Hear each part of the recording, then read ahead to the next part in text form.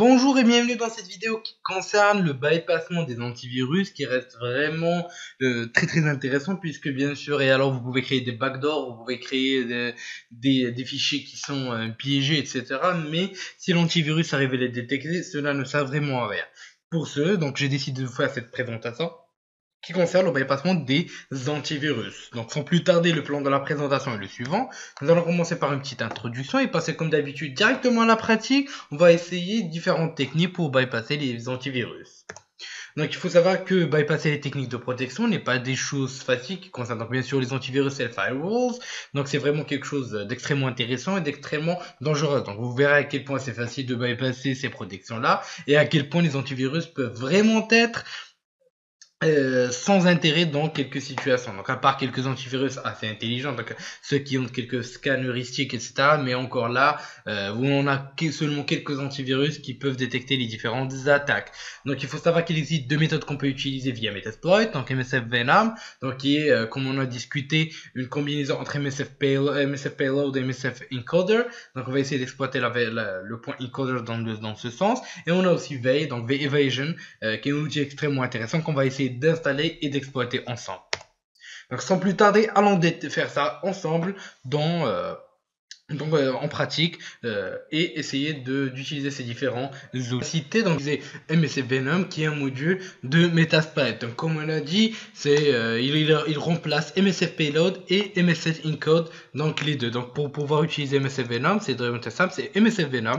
Donc on va afficher le help pour pouvoir voir les différentes options qui s'offrent à nous. Déjà comme on l'a dit, il y a les payloads mais aussi les encoders. Donc on peut afficher la liste de ce qu'il y a en tapant donc le tour de toutes les options possibles en tapant L à côté de MSF Venom. Donc, comme ça vous pourrez afficher toutes les informations que vous voudrez. Donc on a déjà les framework knobs. Donc on a pu découvrir ce qu'est les knobs donc au niveau du développement d'exploit. Et ce qui nous intéresse le plus, c'est les encoders. Donc c'est ce qui nous intéresse le plus et c'est ce qu'on va essayer d'utiliser. Donc maintenant, on va essayer de créer un petit, disons un fichier qui est piégé. On va essayer d'encoder avec un des encoders qui sont ici. Donc principalement le plus utilisé est chez Kataganai. Donc c'est le meilleur. En fait c'est du polymorphique. Donc ils utilisent la fonction XOR pour crypter les différentes données. Donc principalement c'est ce qu'on va essayer d'utiliser et on va essayer de performer ces derniers en créant une backdoor basant sur une connexion reverse TCP meterpreter au niveau de port par exemple 443. Donc c'est ce qu'on va essayer de faire tout de suite et ensemble. Donc on va juste effacer les tout, on va se diriger vers le bureau et on va créer grâce à la commande MSF Venom. Ensuite, on va spécifier le payload qui est donc Windows slash meterpreter slash c'est une collection reverse et TCP. Ensuite, on va spécifier l'encoder, donc -e pour encoder. Donc vous pouvez choisir ce que vous voulez, mais le plus utilisé c'est le Shikataganai. Donc 86 pour l'architecture et Shikata-Ganai. On va spécifier nombre à 5 et ensuite on va spécifier les différents paramètres tels que le lhost, donc 192.168 133 points. Donc on pourra juste faire ceci, ouvrir une nouvelle fenêtre et récupérer l'adresse, donc 241,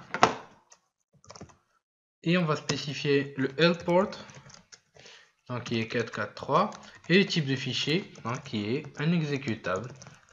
Et on va donc spécifier la sortie, donc backdoor.exécutable. Et voilà, vous aurez créé votre backdoor qui est encodé grâce à l'encodeur chez Kataganai. Donc bien sûr, donc on a ici les 5 itérations donc on a spécifié ici, donc on a encodé 5 fois. Donc bien sûr vous pouvez utiliser différents encodages, donc c'est pas forcément ça. Donc on va juste afficher les encoders avec la commande-L encoders. Donc voilà, donc vous pouvez utiliser ce que vous voulez, mais comme vous pouvez le voir, on a le PowerShell base, donc qui est basé sur PowerShell, et le Shikataganai, donc c'est celui-là qui est le plus utilisé.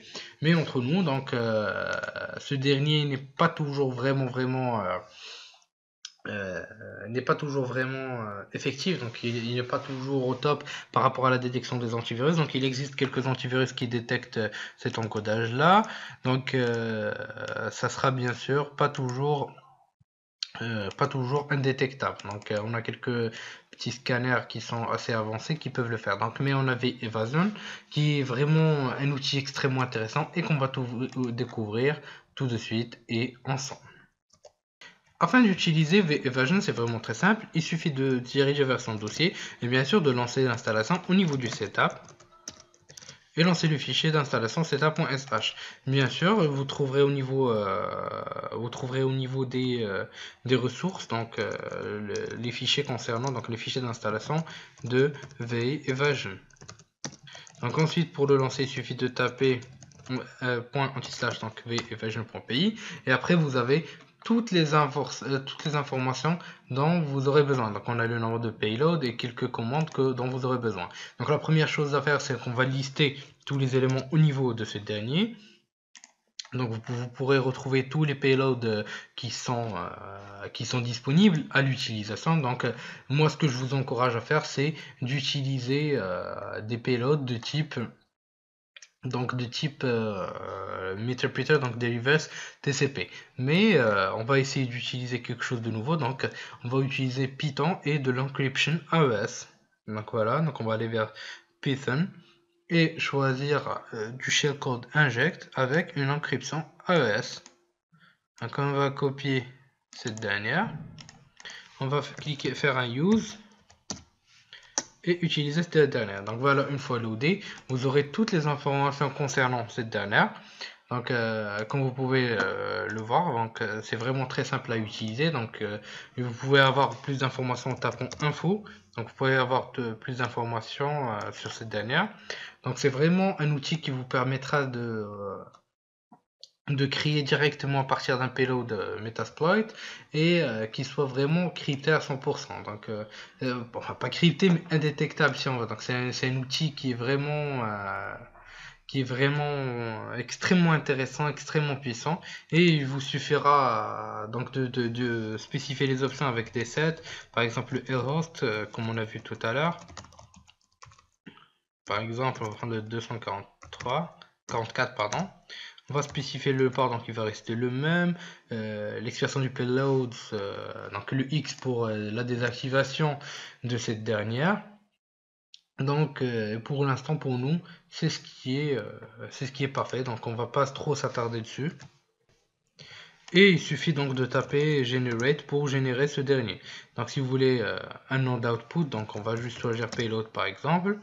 Et si vous voulez comment créer la création du payload, donc cela dépend encore une fois du type de payload qu'on est en train d'utiliser.